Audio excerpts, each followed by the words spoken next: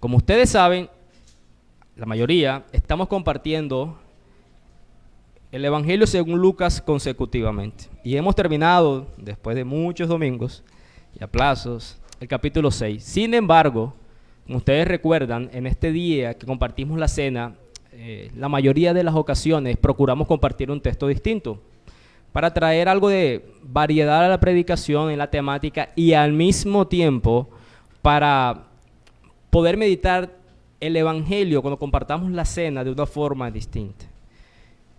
Tengo tiempo que no lo hago y es hablar del Evangelio del Antiguo Testamento y en esta mañana lo vamos a estar haciendo.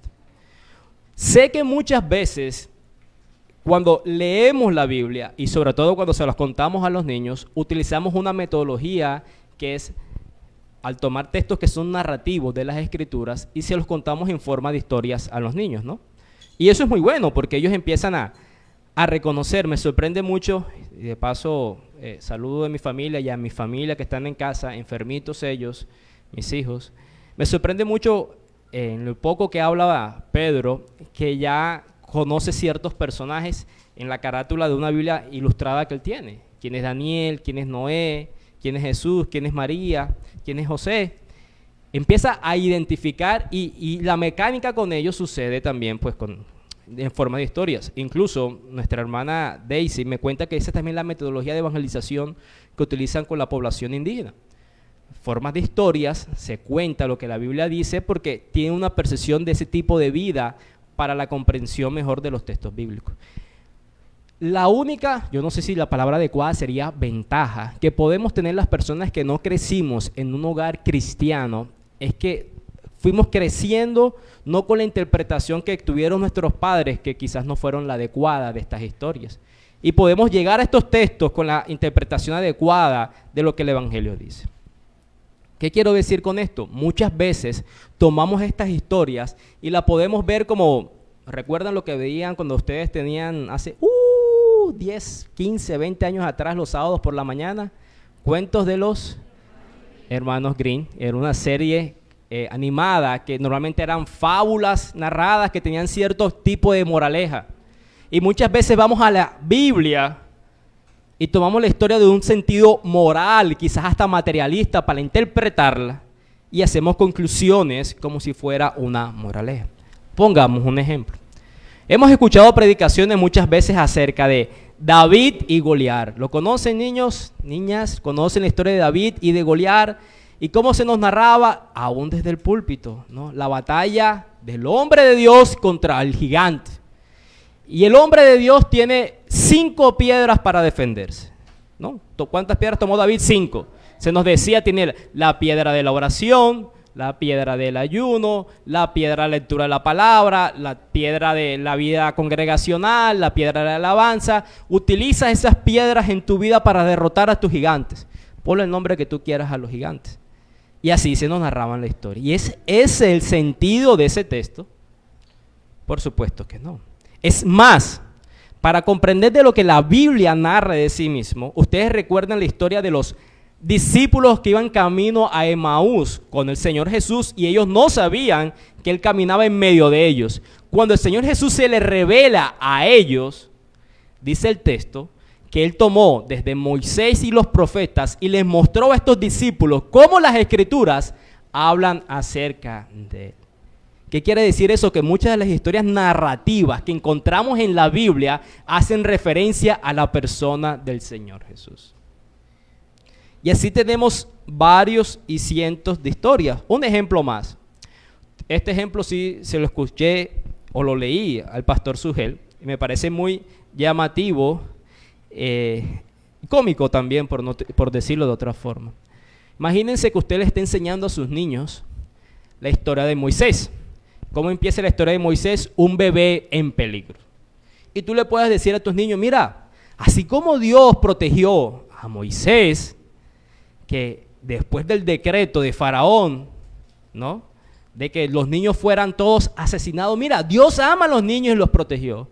Y parece que fuera así si lo interpretáramos desde el lente de Moisés. Pero si uno de los niños te preguntara, y papá, ¿y qué pasó con los otros niños? Hasta ahí llegaría tu interpretación de que Dios ama y protege a los niños, ¿no? porque en esa misma historia, un poco cruel el ejemplo, pero en esa misma historia sucede eso. Por eso que cuando damos estas interpretaciones inmediatas a los textos, nos perdemos la riqueza de las grandes historias. Y en esta mañana quiero contarles una gran historia, muy conocida. Quizás en la semana antepasada, que fue la época de Semana Santa, a los que todavía les gusta ver televisión y verse las películas o verse los dibujos animados, no sé si lo dieron o no, pudieron apreciarla. Recuerdo que cuando hace años atrás, que yo me las veía, esa es una de mis historias más llamativas. La encontramos en el libro de Génesis y lo encontramos a lo largo del capítulo 37 al capítulo 47. Pero obviamente no vamos a estar esta mañana en todos esos capítulos. Vamos a leer una porción del capítulo 45 en los versículos del 1 al 9. Vamos a leer capítulo 45 de Génesis, versículos del 1 al 9. Recuerden que para la lectura nos ponemos de pie, por favor. Vamos a leer Génesis 45, versículos del 1 al 9. Yo voy a leer los versículos del 1 al 8 y todos unánimes leeremos el versículo 9. Génesis 45, versículos del 1 al 9. Yo leo del 1 al 8 y unánimes leemos versículo 9. Leo para ustedes. No podía ya José contenerse delante de todos los que estaban al lado suyo, y clamó: haced salir de mi presencia a todos. Y no quedó nadie con él al darse a conocer José a sus hermanos. Entonces se dio a llorar a gritos, y oyeron los egipcios, y oyó también la casa de Faraón. Y dijo José a sus hermanos: yo soy José, ¿vive aún mi padre? Y sus hermanos no pudieron responderle, porque estaban turbados delante de él. Entonces dijo José a sus hermanos: acercaos ahora a mí. Y ellos se acercaron. Y él dijo: yo soy José, vuestro hermano, el que vendisteis para Egipto.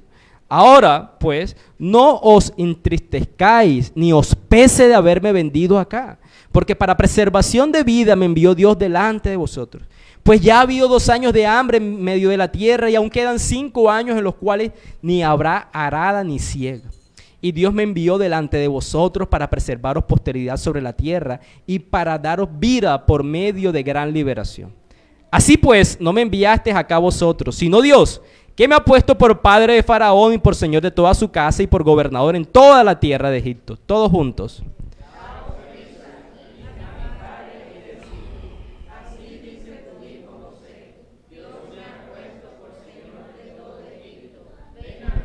No te detengas, vamos a orar. Dios, Padre, a las muchas misericordias conocidas tuyas en esta mañana para con nosotros, nos has dado vida, nos has dado un techo, una ropa que ponernos, un medio para llegar a esta casa, comida, Señor, alimento físico. Nos has dado la bendición en este momento de poder leer tu palabra, Señor. Queremos darte gracias por esa misericordia que añades en este día. Padre, nos encontramos en este momento delante de ti, Señor, con la conciencia de que tú hablas por medio de tu palabra, por la exposición de tu escritura, pero también con la conciencia de la debilidad de la congregación y de los muchos pecados del predicador, Señor. Padre, no hay ningún mérito en ninguno de los que nos encontramos aquí, Señor, por el cual puedan ser aceptadas nuestras oraciones. Por eso, por medio de la fe, creemos, Señor, que los méritos que ganó Jesús para nosotros son suficientes para que tú atiendas este clamor. Dios, Señor, ven con tu poder, Padre, Señor. Aplica tu palabra expuesta, Señor. Aplícala a estos corazones débiles. No sea yo tropiezo en la exposición de tu palabra, mi débil salud, mi débil alma, Señor. No sean inconvenientes para que el mensaje sea entendido, Señor. Queremos conocer tu gloria, que tu gloria alumbre nuestros corazones. Sabemos, Señor, que el método que tú has escogido para salvar almas es la predicación del Evangelio. Sabemos que el método que tú has escogido para guardar esas almas ya salvadas es la exposición de tu palabra. Por eso creemos que tú nos santificas con tu palabra, porque tu palabra es verdad, Señor. Tu palabra con fidelidad llega a nuestros oídos y que tu Espíritu Santo con tu poder la aplique en nuestros corazones. Dependemos de ti, Señor. Amén y amén. Pueden sentarse, por favor. Un anuncio más que se me había olvidado hacerles. Poder, por favor, poner sus celulares silencio, apagado, modo avión, vibrador. Me lo van a guardar de cualquier forma que en este momento no haga. Y mi recomendación siempre es revíselo, porque muchas veces creemos que lo tenemos así desde casa y resulta que no.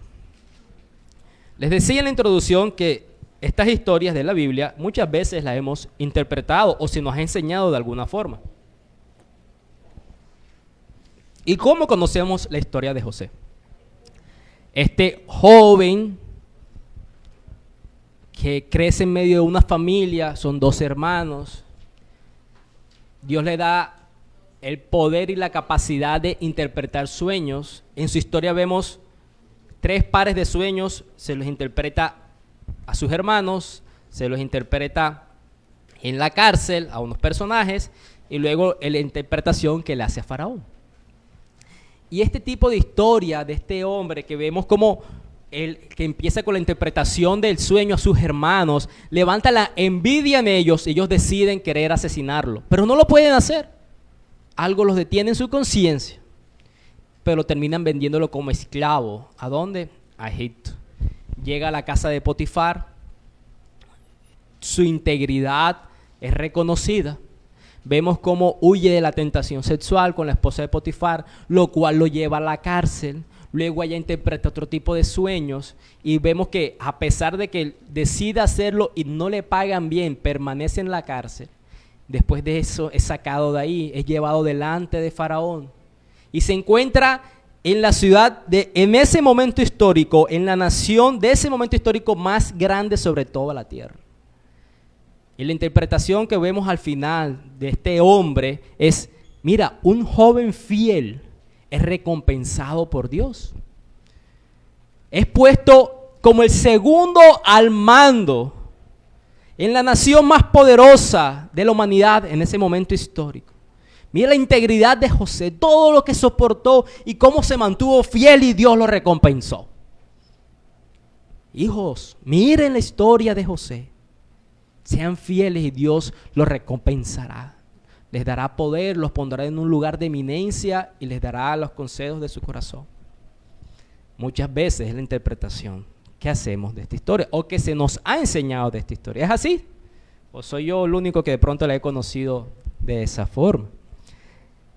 Pero quizás en esta mañana y antes de seguir, quiero recordarles el título de este sermón, que no se los he dicho, es El Evangelio en el Antiguo Testamento. Como muchas veces hemos compartido porciones del Antiguo Testamento para ver cómo el Evangelio es interpretado por medio de estas historias. El Evangelio del Antiguo Testamento.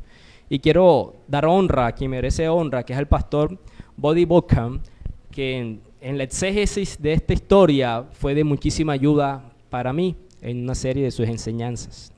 Entonces les comentaba, esta historia la encontramos en varias porciones de las escrituras del libro de Génesis. Empieza en Génesis 37 y va hasta Génesis 47. Hemos visto esta historia muchísimas veces, pero les decía, quizás para usted esta es una historia muy conocida y muy apreciada. Y de pronto en su conciencia estén pensando, no, yo mejor vengo el otro domingo, no quiero que usted me dañe lo que yo conozco de esta historia. Así como yo la tengo en mi conciencia, así como se la he enseñado a mis hijos, está bien. Pero, un momento, es una gran historia, realmente es una gran historia. Mayor aún desde la interpretación de las Escrituras. No te afanes, solamente vamos a ver cómo las Escrituras lo dejan ver. Y un argumento para conocer un poco de su interpretación es un poco el contexto del libro de Génesis. ¿Cómo debemos asumir la lectura del libro de Génesis? ¿O cómo la podemos comprender mejor? Ese libro de Génesis tiene 11 porciones enmarcadas por una frase que es generaciones de. Ese tipo de porciones o frases dividen la historia a medida que se va narrando. Hace un cambio de enfoque de personaje y divide la historia. Y 11 veces aparece esa frase en el libro de Génesis. Por ejemplo, en Génesis capítulo 4 dice, estos son los orígenes de los cielos y la tierra cuando fueron creados el día que Jehová Dios hizo la tierra y los cielos. Y hace una descripción de cómo fue la creación y quiénes estaban en el huerto. En Génesis capítulo 5, versículo 1, encontramos luego donde dice, este es el libro de las generaciones de Adán. El día que creó Dios al hombre a semejanza de Dios los hizo. Luego en el capítulo 6, versículo 9, encontramos las generaciones de Noé. Y luego pasamos al capítulo 10, versículo 1, y encontramos otras generaciones, que es las generaciones de los hijos de Noé, fueron Sem, Can y Jafet. Y ahí vemos la generación de los hijos de Noé. De ahí pasamos al capítulo 11, en el versículo 10, y encontramos las generaciones de Sem. Luego del capítulo 11, en el versículo 27, encontramos otra generación, que son las generaciones de Taré. Pasamos hasta el capítulo 25, en el versículo 12, y encontramos a otra generación, que son los descendientes de Ismael, hijo de Abraham. En el capítulo 25, en el versículo 19, encontramos los descendientes de Isaac, el otro hijo de Abraham. Luego, en el capítulo 36, versículo 1, encontramos otra descripción, que son las generaciones de Esaú. En el capítulo 36, versículo 9, encontramos también esa descendencia también de Esaú. Y llegamos a la última descripción literaria con esa frase, las generaciones de, que es en el capítulo 37, en el versículo 2. Y aquí menciona, esta es la historia de la familia de Jacob. ¿Qué quiere decir eso? El último personaje clave de esta narración literaria de Génesis no es José, es Jacob. Según la descripción literaria del libro de Génesis, que está dividida en esos segmentos de la generación de. Eso quiere decir que la historia de José en realidad no es la historia sobre José, sino sobre ¿quién? Jacob. Jacob, exactamente. Otra forma de poder ver las escrituras en general, pero particularmente también el punto de Génesis, es que hay una serie como de lámpara, de guías, que nos permite ver cómo está descrita estas historias, que es por medio de 3 palabras o 3 contextos que marcan cada historia. Y es tierra, semilla o simiente y pacto. Tierra, simiente y pacto. ¿Qué es lo que sucede en el Edén? Dios crea todas las cosas, crea la tierra, crea el agua, los cielos. Y luego de esta simiente, de esta semilla, hace brotar ¿qué? Todas las plantas. Tenemos ahí la tierra. Además, y la semilla de donde crecen todas las plantas. En el capítulo 2 vemos cómo crea al hombre y a la mujer y hace un pacto con ellos. Ustedes recuerdan, un pacto de obras. Ustedes, si no comen, pueden comer lo que ustedes quieran, pero de aquel árbol no puedan comer y disfrutarán de todo esto siempre. Dedíquense a multiplicarse y hacer fructífero este terreno y permanecerán aquí. Pero luego viene la caída, ¿no? Y ellos son despojados de esa tierra, pero pasan a otra tierra, salen del Edén, y vemos ahí un pacto que está enmarcado en una condenación, en una maldición a la serpiente, donde se le dice a la serpiente, mira, tu simiente y la simiente de la mujer tendrán una rivalidad. La simiente de la mujer te pisará y tú morderás su calcañar. ¿Ven? Un pacto que lo vemos, que lo hace la mujer, como en ese pacto también, donde promete una redención por la simiente de la mujer. Y vemos también entonces la tierra y la simiente.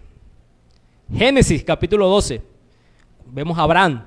No Abraham todavía, a Abraham. Vemos a Abraham ahí. ¿Qué es lo que le promete a él? Que en él serían benditas, ¿quién? Todas las naciones. La simiente de Abraham iba a traer una bendición. Y eso es un pacto que Dios está haciendo con él. Y lo va a llevar ¿a dónde? A una tierra prometida. Y con eso en mente, vamos a ver cómo las historias van avanzando.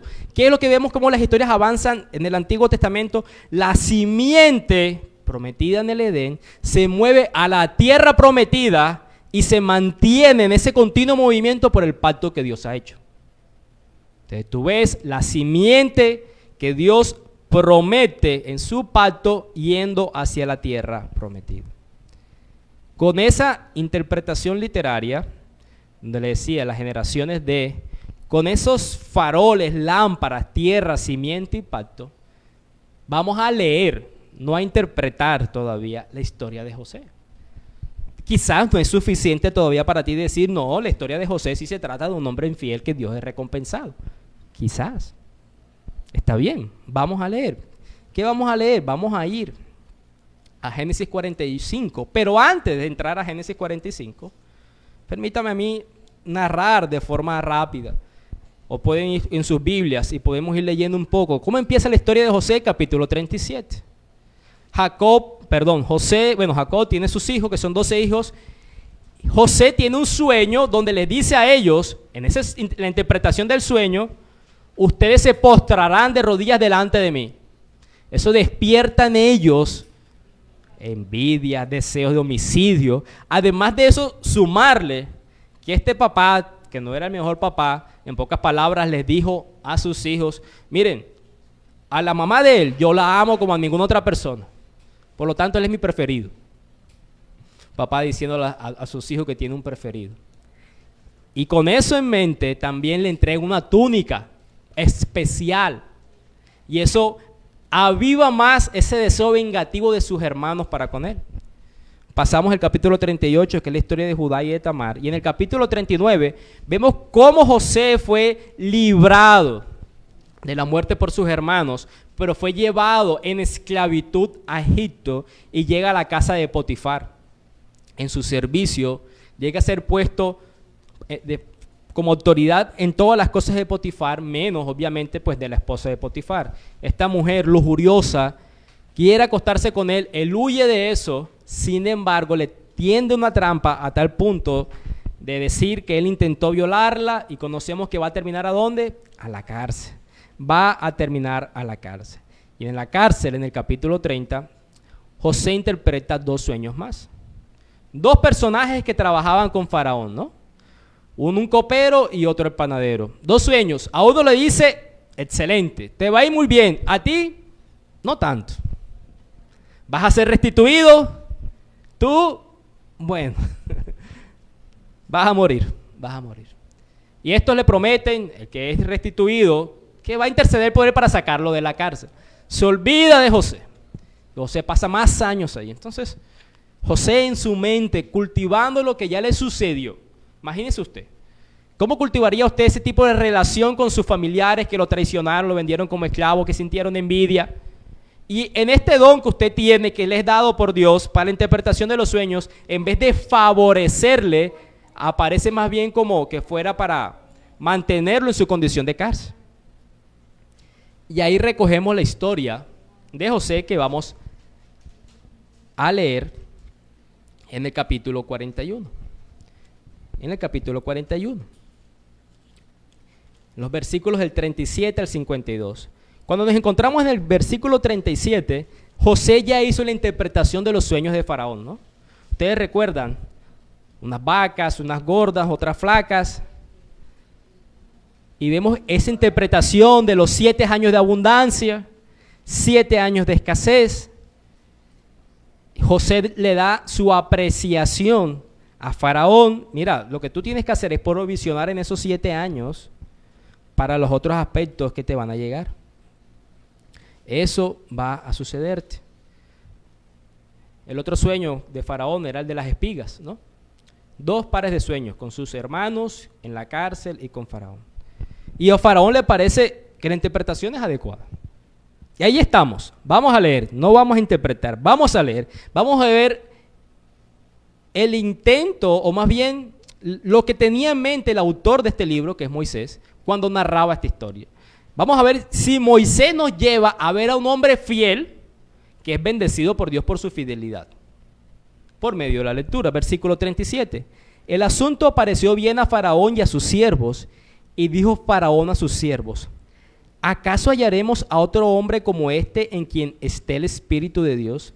Y dijo Faraón a José: pues que Dios te ha hecho saber todo esto, no hay entendido ni sabio como tú. Tú estarás sobre mi casa, y por tu palabra se gobernará todo mi pueblo, y solamente en el trono seré yo mayor que tú. No piensen que Faraón está hablando de cuando dice, la mano de Dios está sobre ti, el Espíritu de Dios está sobre ti, está hablando acerca de Jehová. Lo que Faraón está diciendo, cuando incluso está diciendo que no hay entendido ni sabio como tú, es la única forma que tú puedas comprenderlo. Esto es algo sobrenatural, algo divino. Pero no está Faraón reconociendo a Jehová como Dios.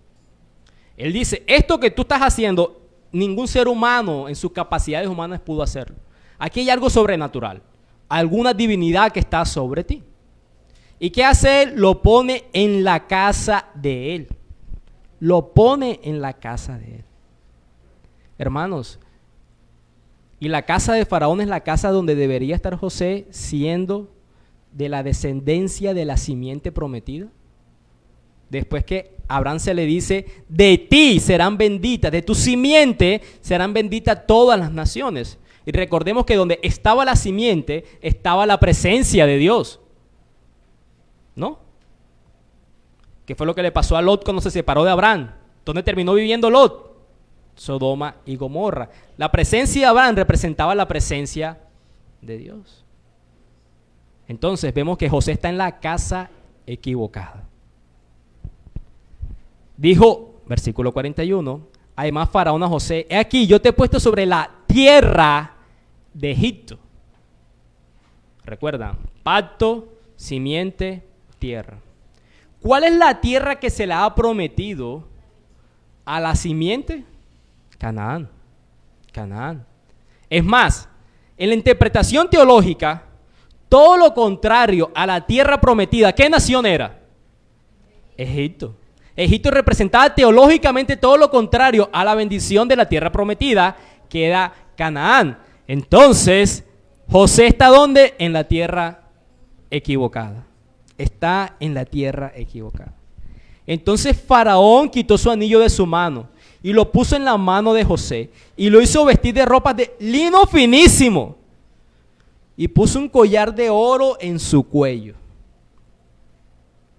Y lo hizo subir en su segundo carro y pregonaron delante de él, doblar la rodilla, y lo puso sobre toda la tierra de Egipto. ¿Ven el sentido de ironía del autor de Moisés? ¿Cuál fue el sueño de José que le interpretó a sus hermanos que él tuvo? Ustedes estarían de rodillas delante de mí.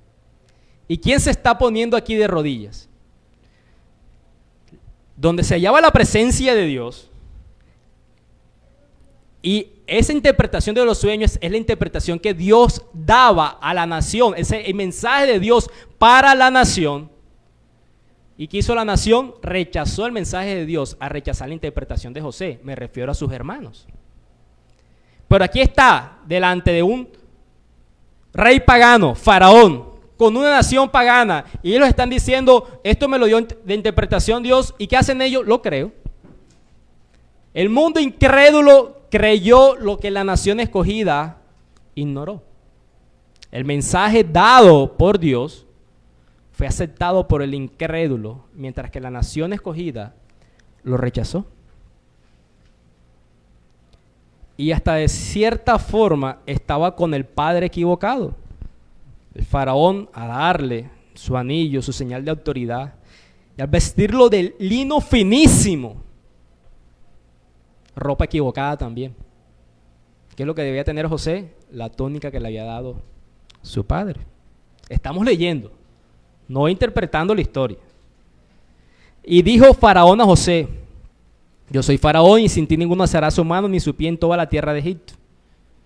Y llamó Faraón el nombre de José Zatnat Panea, y le dio por mujer a Asenat, hija de Potifera, sacerdote de On, y salió José por toda la tierra de Egipto. No solo le dio una mujer como esposa pagana, sino la hija de un sacerdote pagano. ¿Qué es lo que se espera de la simiente de Dios, de la nación de Dios? Que no se junte con quién. No te unas en yugo desigual. Y este hombre está casado con la esposa equivocada. que practica la devoción equivocada. Tierra equivocada, casa equivocada, ropa equivocada, papá equivocado, esposa equivocada, nombre pagano dado y aceptado. Su nombre es José, un nombre hebreo que representaba la afiliación que tenía con Dios. Se le asignó un nombre pagano, Safnat Panea, nombre equivocado. Y aún así decimos, este hombre fue recompensado por su fidelidad. ¿No? No es lo que hemos conocido de la historia de José. Es como lo opuesto más bien. Su forma de actuar opuesta a ser alguien fiel, pero Dios al final hará algo con él. Era José de edad de 30 años cuando fue presentado delante de Faraón, rey de Egipto. Salió José delante de Faraón y recorrió toda la tierra de Egipto. En aquellos 7 años de abundancia la tierra produjo a montones. Luego de la lectura de la historia, ¿qué tal si todavía de pronto tú estás pensando, no, es que sí se trata de un hombre fiel que Dios recompensó? Todavía tengo mis argumentos. Yo entiendo los suyos, pastor, pero yo todavía tengo mis argumentos. ¿Qué tal si vemos la interpretación de José por medio de los nombres de los hijos que esta mujer le dio acerca de su situación? Seguimos leyendo. Y él reunió todo el alimento de los 7 años de abundancia que hubo en la tierra de Egipto y guardó alimentos en las ciudades, poniendo en cada ciudad el alimento del campo de sus alrededores. Recogió José trigo como arena del mar, mucho en extremo, hasta no poderse contar porque no tenía número. Muy parecido a las palabras que le dijo Dios a Abraham, ¿no? Tu descendencia se hará, ¿qué? Como la arena. Y nacieron a José 2 hijos antes que viniese el primer año del hambre, los cuales le dio a luz a Sanat, hija de Potifera, sacerdote de On, y llamó José el nombre del primogénito Manasés, que es un nombre hebreo. Significa Dios me hizo olvidar todo mi trabajo y toda la casa de mi padre. Y llamó el nombre del segundo Efraín, porque dijo, Dios me hizo fructificar en la tierra de mi aflicción. Nombres hebreos. Faraón tenía la autoridad para cambiar el nombre de José, pero no tenía la autoridad para intervenir en los hijos de José. Porque la autoridad de los hijos es ¿de quién? De los padres. No hay otra autoridad. Los padres, Dios, sobre los hijos. No el rector del colegio, no las autoridades civiles, no el tío, no el abuelito, papá y mamá. Y él conserva nombres hebreos que ejemplifican su relación filial con el Dios del pacto. Y ese primer nombre, Manasés, Dios me hizo olvidar todo mi trabajo y toda la casa de mi padre. ¿Cómo sería quizás una interpretación más corta de ese nombre? ¿Cómo lo podríamos decir? Como, ¿lo dejé pasar? ¿Lo ignoré? ¿Cerré mis ojos, mis oídos? Lo que quiere decir el nombre es como que eso que me sucedió con mi familia no se quedó para afectarme y definirme a mí. Dios me hizo olvidar todo mi trabajo y toda la casa de mi padre. Eso no quedó siendo una raíz de amargura en mi corazón para con ellos. Lo dejé ir. Déjalo ir, lo dejé ir. Lo dejé ir. ¿Cómo sería? Imagínense a José en medio de esta nación egipcia.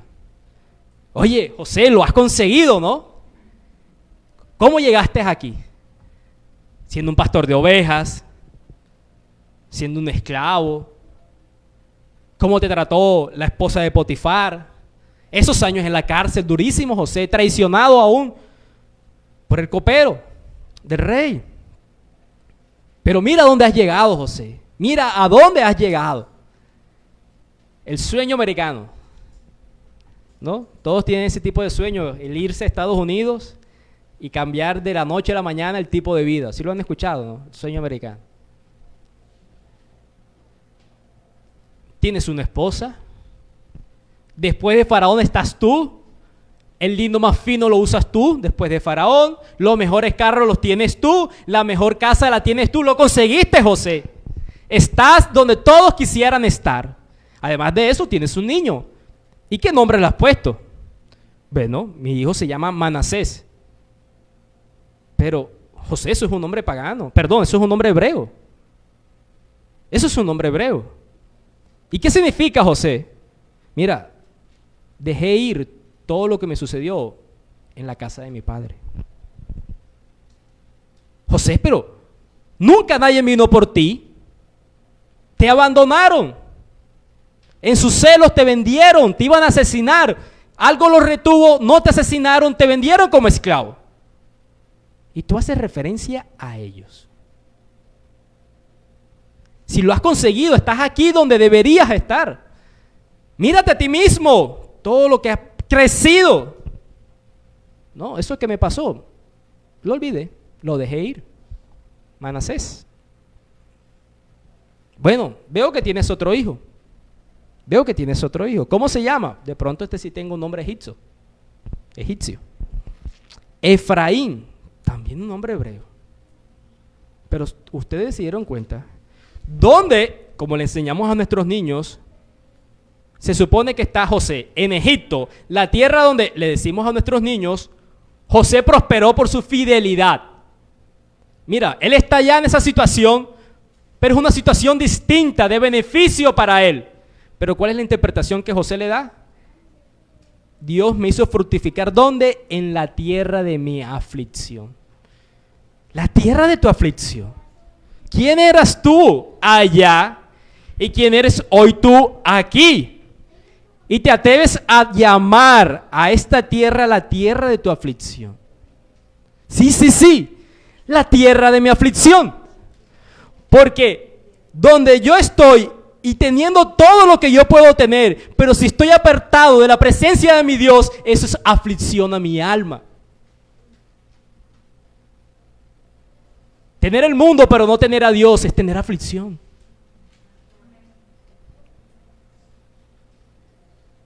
Y él se veía aún como parte del pacto de Dios, aunque en la providencia de Dios en ese momento y por el trato de sus familiares más cercanos, no fuera así.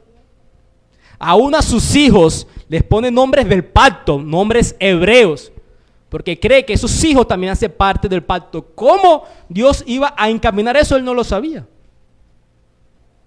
Pero él sabía una cosa, que la satisfacción de su alma no provenía de lo que materialmente pudiera tener en ese momento, porque sin Dios eso no valía de nada. Esa es la interpretación de José. Vimos la interpretación literaria, ¿no? Las generaciones de. Vimos lo de la tierra, semilla, pacto, tierra, simiente, pacto. Y vimos la interpretación de José a su propia historia. Él no llegó allá y fue bendecido por una fidelidad, porque en realidad estaba en una situación de aflicción lejos de Dios. A pesar de que en otro aspecto tuvo un cambio, eso no era suficiente para su alma. Entonces, ¿cuál es el punto de la historia, pastor? Me dañó muchos años de verme la historia en Semana Santa durante tantos años de mi vida. ¿Y cuál es el punto de la historia de José? ¿De qué se trata la historia de José? Vamos entonces a la lectura que hicimos esta mañana, ¿no? ¿Qué estuvimos leyendo? Génesis capítulo 45. Y cuando vamos a llegar a Génesis 45, bueno, pasamos por, después de estos hijos, empezó la abundancia, todo se recaudó, luego empezó la escasez. Jacob envía a sus hijos a Egipto porque escucha que allá hay alimentos, eso es en el capítulo 42. José los reconoce y José quiere probar en ellos a ver qué ha pasado en su corazón. Recuerdan que de la esposa que Jacob amaba no solo nació José, nació otro hijo, que fue ¿quién? Benjamín. Benjamín. Entonces, él les dice, venga, tráiganme, si quiere saber si todavía vive o no, pues no le cree, no es suficiente con que le digan que hay otro, y los envía allá de regreso que traigan a Benjamín. Y además se queda con uno de los hermanos, que fue Simeón. Ellos van, le cuentan la historia a Jacob. Jacob dice, oye, no, esto no está bien. Ellos vuelven a comprar alimentos y además, para volverlos a probar, en el capítulo 44 se nos muestra la historia de cómo la copa de José, de la que José tomaba, su copa personal, en los alimentos que ellos van a devolverse a la tierra de Jacob, es colocada en el saco ¿de quién? ¿Se acuerdan? Benjamín, de Benjamín. Obviamente eso es suficiente para meterlo preso, para asesinarlo. José quiere probar para ver si ellos son capaces en el sentido de proteger su propia vida, abandonar a su otro hermano, así como lo hicieron con él. Él les dice, no, ustedes se pueden ir con todas las cosas que ustedes llevan, no hay problema, pero este que ha sido culpable se queda. Por cierto, tenemos un problema cuando interpretamos literalmente a estos personajes como fieles, porque lo que está haciendo aquí es sembrar el engaño con un propósito de conocer el corazón, pero está sembrando el engaño, ¿no? Muchas de las historias de estos personajes en las escrituras se parecen a nosotros, no en lo bueno, sino en lo malo que somos, ¿no?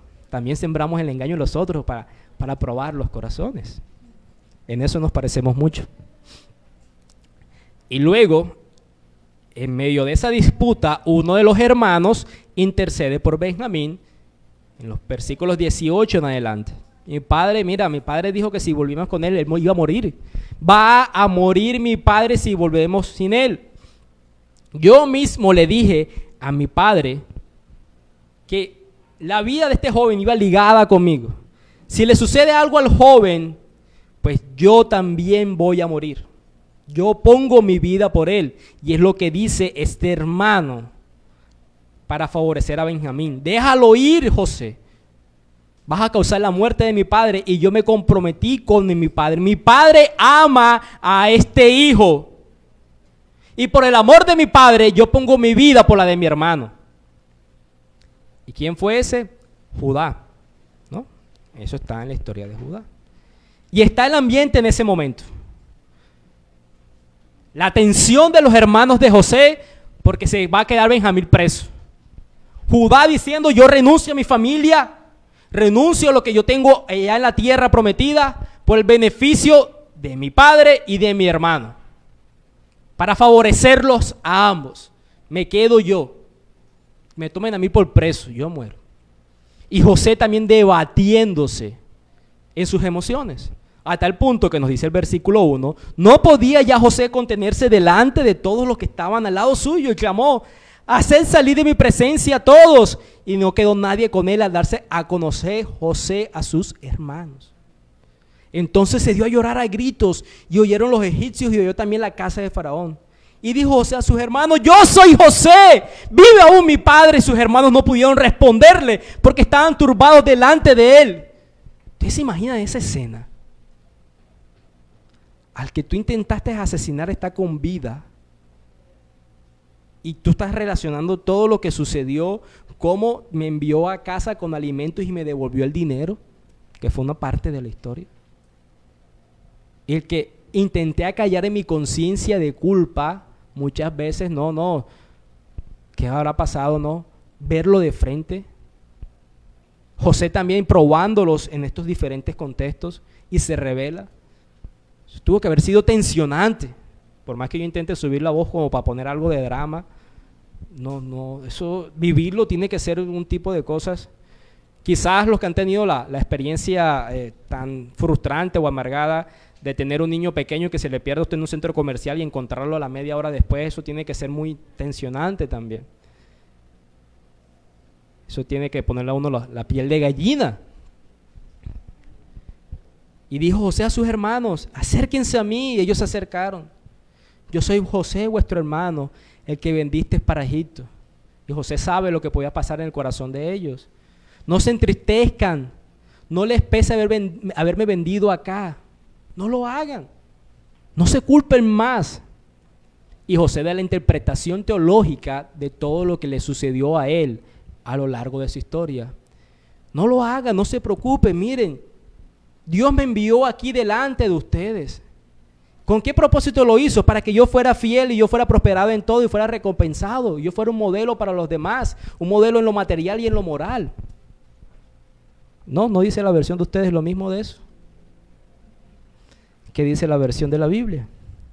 Dios me envió delante de vosotros para preservaros posteridad sobre la tierra y para daros vida por medio de gran liberación. Así pues, no fueron ustedes los que me enviaron, sino Dios. Me ha puesto por padre de Faraón y por señor de toda su casa y por gobernador en toda la tierra de Egipto. Díganle a mi padre que Dios me ha puesto por señor de todo Egipto, que venga aquí y no se detenga.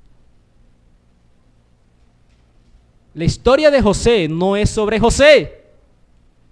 La historia de José es sobre cómo Dios lo usó como un instrumento para preservar a su simiente, que vendría de ¿quién? De Jacob. Yo he sido puesto para preservarlos, para darles vida por medio de gran liberación, para preservaros posteridad sobre la tierra, para que la simiente continuara su línea, para que a su debido tiempo llegara y viera la liberación prometida en el Edén. La historia de José no es sobre José. No se trata entonces, en ese sentido material y moralista, donde lo vemos a él como ejemplo, y que ya comprobamos que no fue un ejemplo. En algunas cosas sí, en otras no. Se trata entonces de un Dios soberano que en la providencia más oscura dirige sus pasos, sus planes para el cumplimiento de sus propósitos. Y entonces, ¿quién es la simiente? ¿Acaso sería José? Como vemos, luego del primer pecado de la desobediencia de Adán y Eva, y donde Dios da ese pacto que el descendiente de la mujer pisaría la cabeza del descendiente de Satanás, de la serpiente, empieza entonces a aparecer esa simiente de la mujer. Pero la simiente de la serpiente, Caín, y digo que Caín es simiente de la serpiente porque en primera de Juan, capítulo 3, versículo 12, el apóstol Juan dice, no sean como Caín, que era del maligno, era de Satanás, mata a Abel. ¿Será que hasta ahí continúa la descendencia y la simiente? Bueno, sabemos que ellos tuvieron otro hijo, ¿no? Sabemos que ellos tuvieron otro hijo. Y ahí vemos a Set. En Génesis capítulo 5, versículo 10. En Génesis capítulo 5 vemos las 10 generaciones de Set, pero solo uno pudiera ser la simiente. Luego vemos a Noé. Noé tuvo 3 hijos. ¿Y cuál de los 3 hijos sería la simiente? Vemos la lectura y podemos ver a Sem. Luego de Sem podemos ver que dentro de su descendencia la simiente sigue avanzando por la línea de ¿quién? De Abraham. Abraham tiene 2 hijos, ¿no? Y vemos que la simiente continúa por la línea de Isaac. Isaac tiene gemelos, Esaú y Jacob. Jacob tiene 12 hijos. Y de esos 12 hijos, ¿cuál sería la simiente? No es José. José es un instrumento para preservar a la simiente. ¿Cuál es la simiente que continúa el linaje? La simiente surge como surge otros escenarios de la simiente prometida a lo largo de las Escrituras. Y lo vimos nosotros. Judá. Y en el capítulo 44, versículo 18, vemos frases de Judá como en el versículo 32, por ejemplo. Como tu siervo salió por fiador del joven con mi padre, diciendo, si no te lo vuelvo a traer, entonces yo seré culpable ante mi padre para siempre. Te ruego por tanto que quede ahora tu siervo en lugar del joven, por siervo de mi Señor, y que el joven vaya con sus hermanos.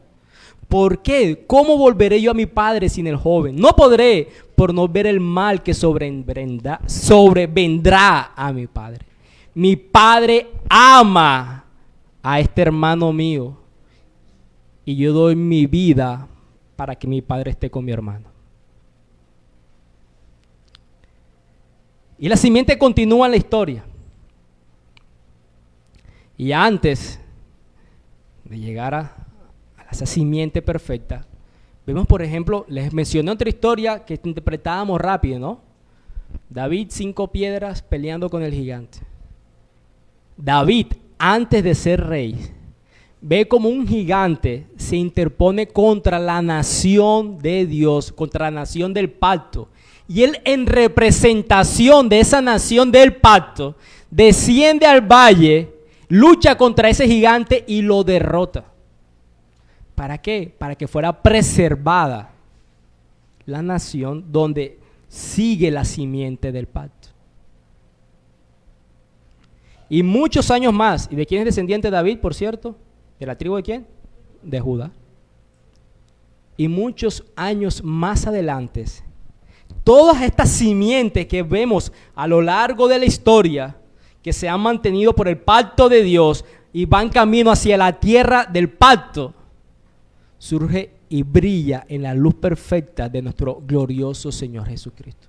Ellos eran sombra de otro que cumpliría el propósito de la simiente, ser que un sustituto, que es lo que hacen la simiente en todas estas historias. Vemos entonces, al que no conoció pecado por nosotros, se hizo pecado para que fuéramos hechos justicia de Dios en él. Ustedes leen Isaías 53, por ejemplo, y lo que ustedes están viendo es la descripción profética de un sustituto. Cuando cantamos, y no esperen que yo lo haga, como ya saben que ese don no llegó para mí cuando fui engendrado. ¿Cómo fue que el bueno y justo se hizo hombre para morir? Glorioso intercambio. Se trata de eso. Bendito Dios, sabio Dios, que dejó estas historias para conocer entonces cómo su providencia en las horas más oscuras es orquestada para preservar su plan y traer la salvación a su pueblo del pacto. Cuando tú mires a José, no lo veas allá como si Egipto fuera la tierra prometida. Porque ciertamente hay muchas cosas que están sucediendo en este momento, con todo lo que ha sido la pandemia, los cambios económicos, guerras y todas esas circunstancias que no son favorables para la mayoría de nosotros. Confío que Dios intervenga y algo distinto en algún momento. Pero si hay algo distinto en tu vida en este momento, o puede haberlo en tiempo después, sin importar la mejoría que pueda traer Dios para tu vida, tienes que recordar que este sigue siendo tu tierra de la aflicción. Esta no es la Jerusalén celestial.